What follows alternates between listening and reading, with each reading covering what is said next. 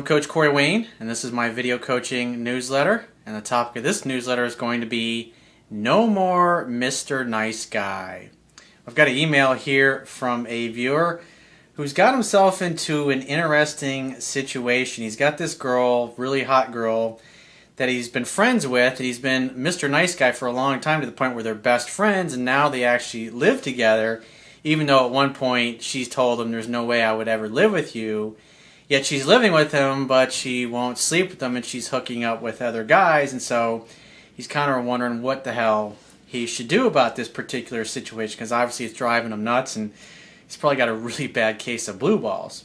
So before we get into it, I have a quote that I would like to share with you, and it's really important because of the philosophy that he needs to apply in order to resolve this situation with this hot roommate of his.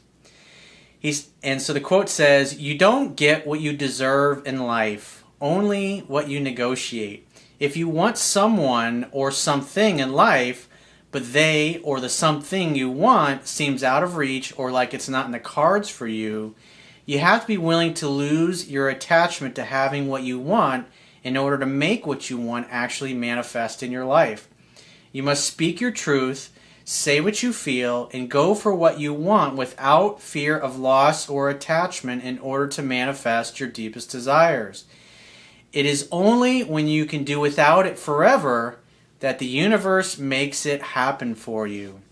This is how to let go and let God." So before I get into this guy's email, let me tell you a quick situation I had many years ago when I was still trying to learn this stuff. And I had a girl that I was dating, and we hadn't slept together yet, but we had fooled around, made out a lot, and I was bouncing back and forth between just being a friend and having something more. And part of the problem was this invisible barrier of fear that I was trying to break through. And it got to a point where she'd stuck me in friend zone, and I just had said, "That's it, I'm not interested in being your friend, I'm over it. Don't call me anymore, just leave me alone. I'm over this bullshit."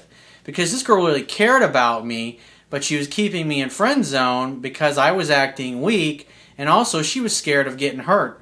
Because, I mean, at the time I didn't really realize it, but you know, her marbles were a little screwed up, so to speak. And so I basically, I didn't hear from her. I think it was like a week went by, and then I hear from her brother that she's home crying, she's upset, that I don't want to talk to her anymore, I don't want anything to do with her. And he was telling me this, and I said, just tell her to give me a call. And so like the next day, she calls me, and she actually came to my office, and she's telling me, "You really hurt me when you pushed me out of your life, and you pushed me away and everything." And I just was, you know, I listened to her, and I just said, "Look, I want you. I'm not interested in just being friends. It's like, we have the greatest relationship. We have a lot of fun together. I'm tight with your family. They all love me and care about me and appreciate me. And the only thing we haven't done is made love. And so that's all that we need to do.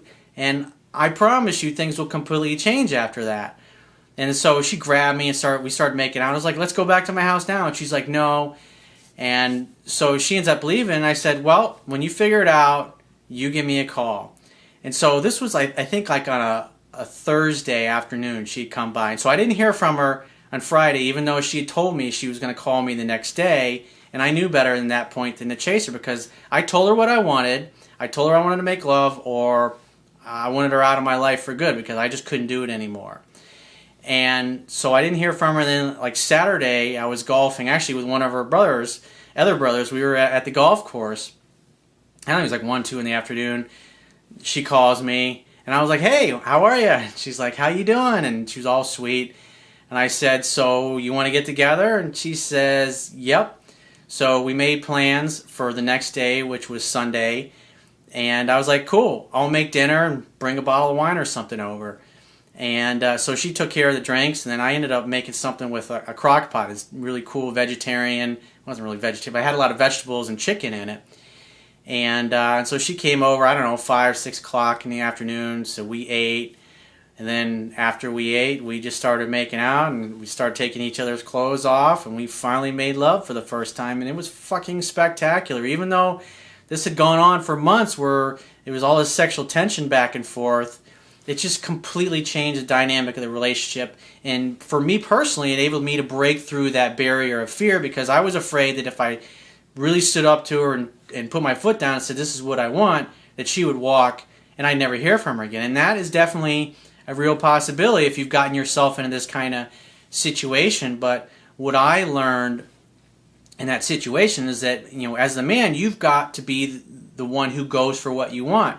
And you've got to make it very clear to her that you're willing to walk and never look back unless she's willing to show up and have the same kind of mutual relationship where both of you are contributing. So let's get this guy's email. He says, "Hey Corey, here's my situation and I would appreciate any advice you might have. First, I realize that I am more of a nice guy than a bad boy to women, and I'm a guy who's a great friend."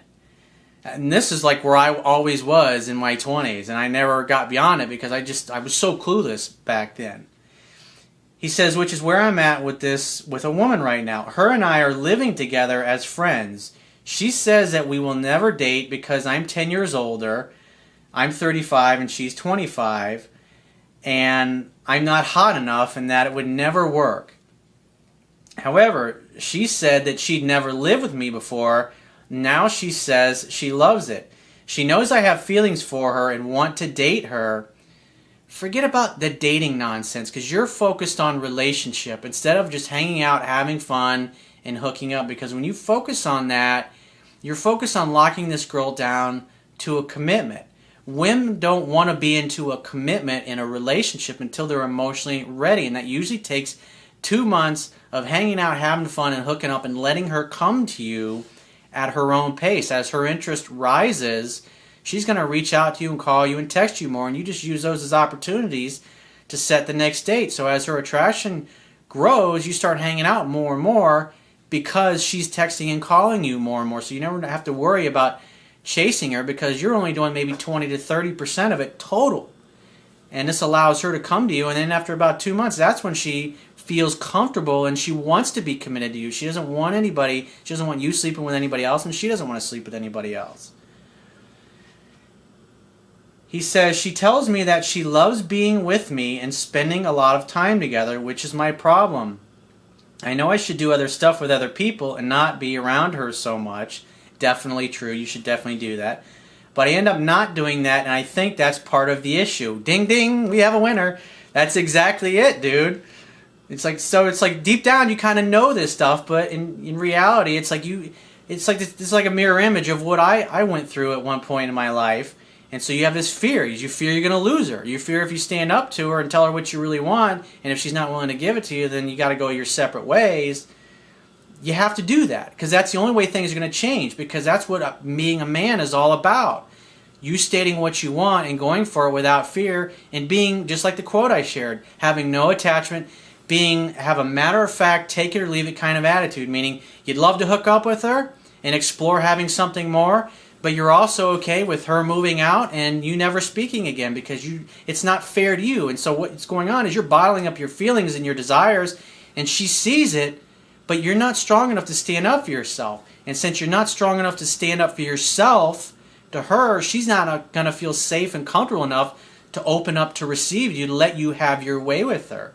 And it's not until she realizes that you're going to walk and never look back that she's going to have a choice to make. Now, she may choose to pack her shit and move out, and that may happen. But that's part of losing an attachment to it either way. So what's going to happen when you do that with her is you're either going to get her and you're going to hook up and you're going to fuck each other's brains out, and it's going to completely change the dynamic of your relationship for the better, or she's going to move out and then you're going to create a space to where you can bring somebody into your life, because it's next to impossible to meet another woman when you're totally fixated with this girl, and plus she's prancing around in the house and all of her sexy outfits.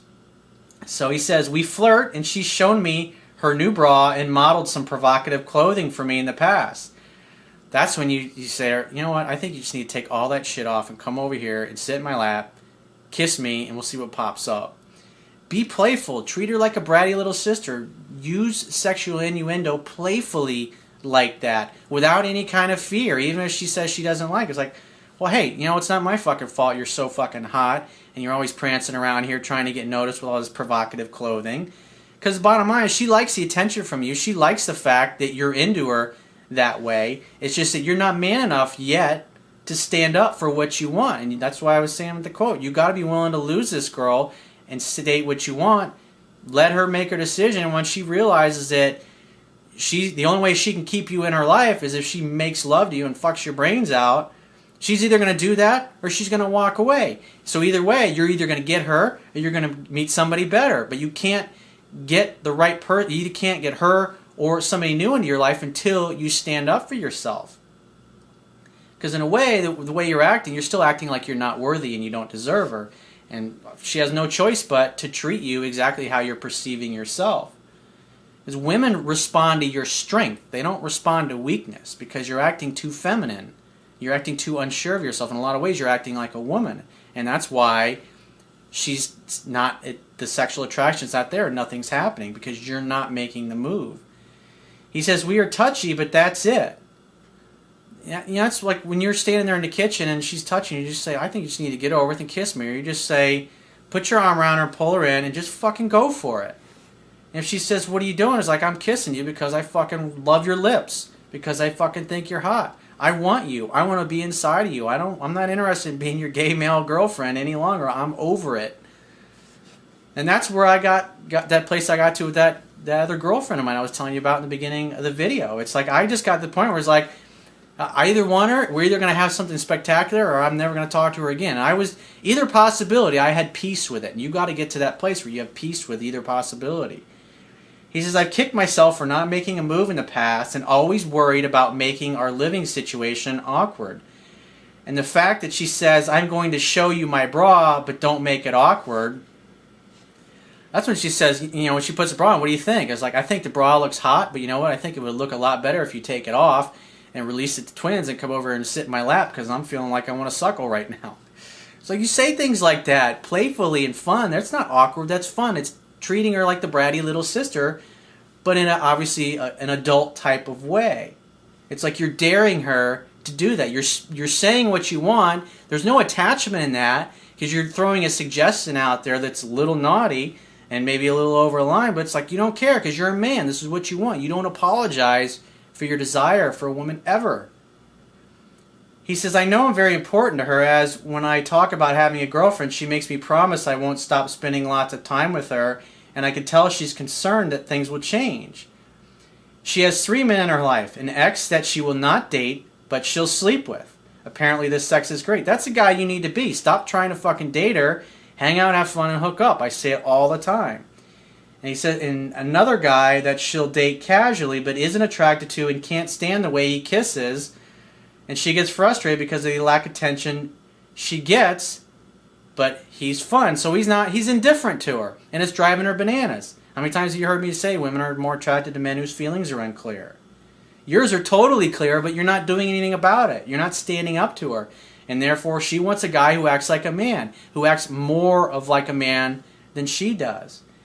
He says, this other guy is her age and likes to party, but has no money or a car.